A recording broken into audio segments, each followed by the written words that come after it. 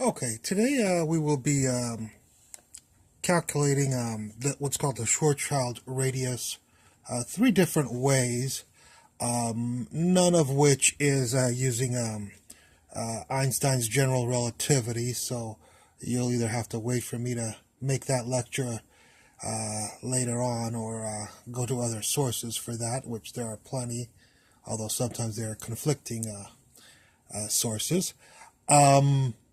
So today we're going to calculate them three different ways and get the exact same answer. And I find this kind of interesting. So let's first of all talk about the energy of a photon that is leaving a black hole right here. And we'd like to know at what radius from the black hole, from the center of the black hole, does the photon lose all of its energy due to the gravitational pull on it. In order to do that, we will discuss the energy it is here at point A, or radius A, and we'll have to say that the energy here will have to equal the energy over here, which we will make the energy of the photon at radius B to be 0. So we'll want the photon to virtually all the energy to be eliminated from the photon here, or basically the photon disappear and lose all its energy to the gravitational forces that are imbued in the black hole. So the energy at A will have to equal the energy at B. What energy does the photon have at A? Well, the energy of a photon is h nu, or h times the Planck's constant times the frequency of the Planck's constant times the frequency of the photon, or light ray.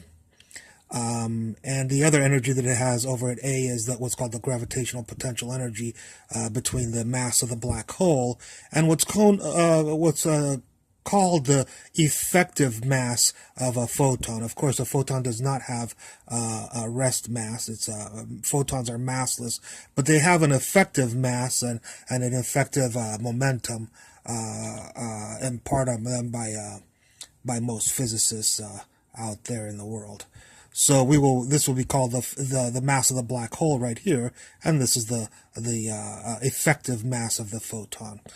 And then we'll have the potential energy, of course, is a function of the radius of the distance from the center of the black hole to where the photon is at point A. That will take care of the energy at A. Now we'll talk about the energy at B. And at B, we'll have the energy of the photon, which is h times the frequency of the photon here at B, and the same potential energy. So basically both sides look the same. They, of course, have a different frequency. A has a frequency, the photon has a frequency A here, and frequency B here, and the distance, of course, is RA for A and RB for B right there. So this is the equation we have that governs this experiment here. And what we'll do is we'll do actually nothing except change the effective mass of the photon to the Planck constant times the frequency divided by c squared, according to these equations here. Basically, we set the energy the energy of the photon equal to the effective mass times c squared, or energy E equals mc squared, and then we'll do a little bit of algebra and solve for m and get h nu divided by c squared. So we'll take that quantity right there and plug it in for this little mass, effective mass of the photon, and we'll get these three items right here that we have there. So that's what we did on this side. On this side, what we're going to do is, again, we wanted the photon to lose all of its energy, so the frequency will have to go to 0. So we made the frequency equal to 0. Planck's constant is a constant, so that doesn't change. And since the frequency is 0 for the photon, it will also be 0 for the effective mass. The effective mass is a function of the frequency, so if we make the frequency go to 0 for this term, we'll have to also make the frequency go to 0 for the effective mass at B, not at A, of course. And so both of those go to 0, and so we'll get 0, both these terms will go away, and we'll just be left with this, these two terms. And when we do a little bit of algebra, we'll get the radius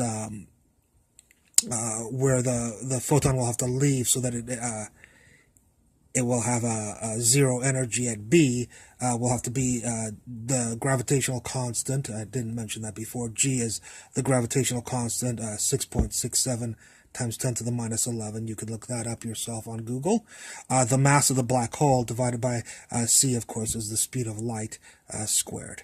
So that's one way to derive what I call the energy horizon of the black hole. What we'll do next is we'll look at what's called the force horizon. This time we won't make the photon go perpendicular from the surface of the black hole. We'll make it go around a black hole or orbit. Here we made it go perpendicular to the black hole. Here we're going to make it go orbit the black hole.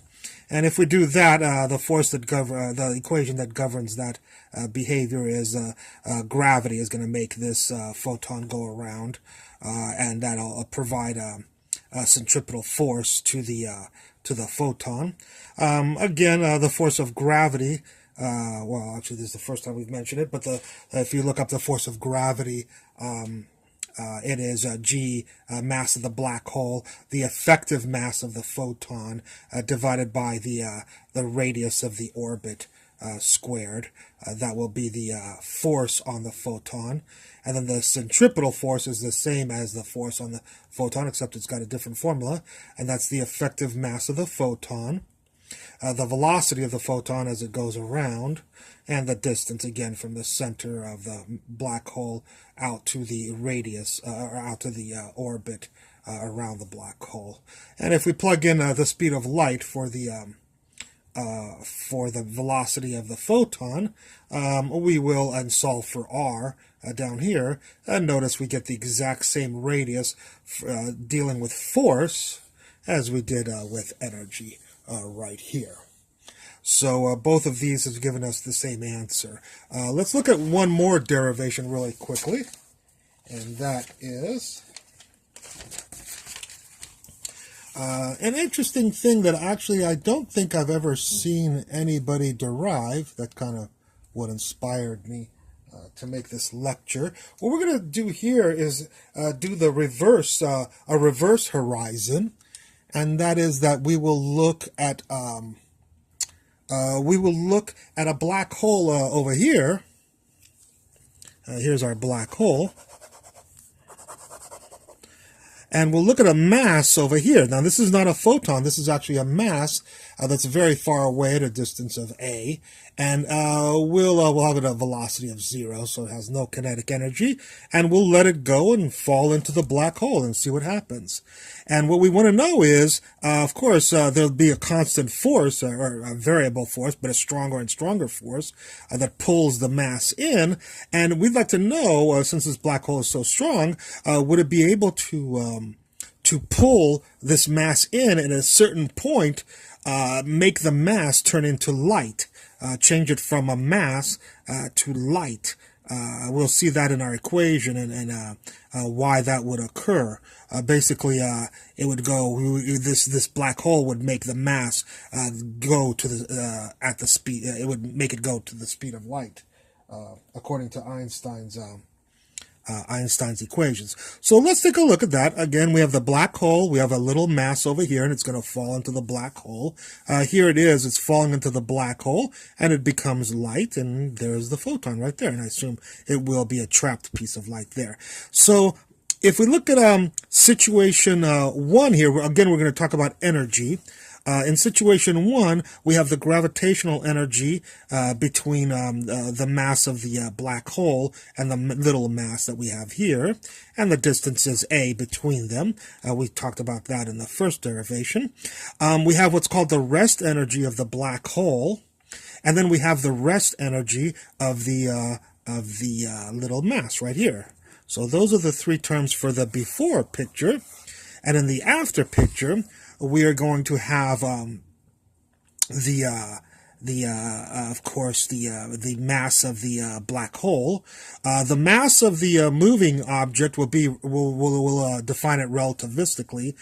This is m0 divided by the square root of 1 minus v squared over c squared. That is, the mass will get larger and larger as it approaches the black hole. And this is the distance will be now b. It won't be a like it was before. It'll be a much shorter distance, b. So we'll have the potential energy between the mass and the black hole again, just like we did over here. There's the potential energy there. This one will be a little bit more complicated because the mass now is moving.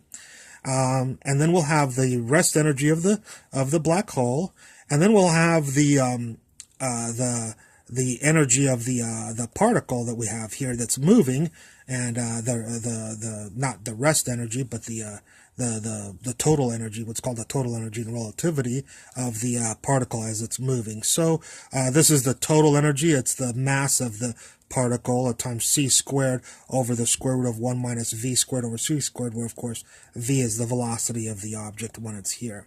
So we end up with this equation where this deals with the before picture, and these three terms deal with the after picture. Of course, these two terms, the mass of the black hole times c squared, are the same, so we'll cancel those out algebraically. And actually what we're going to do is multiply this equation through by this square root term. So if we multiply, there'll be a square root here on the top and a square root here on the top, and the square roots will cancel out here, and so we'll just get these two terms that we have there and there without the square roots. So we end up with this equation. Once we have this equation, what we're going to do is we're going to say that this, in order for this massive particle to turn into light, it will have to go at the speed of light.